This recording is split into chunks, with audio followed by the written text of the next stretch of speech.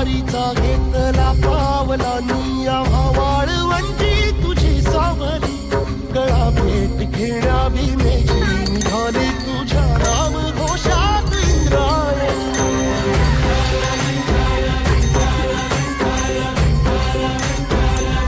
भिडे आसमंती ध्वजा वैष्णवांची उभी पंढरी आज नारावली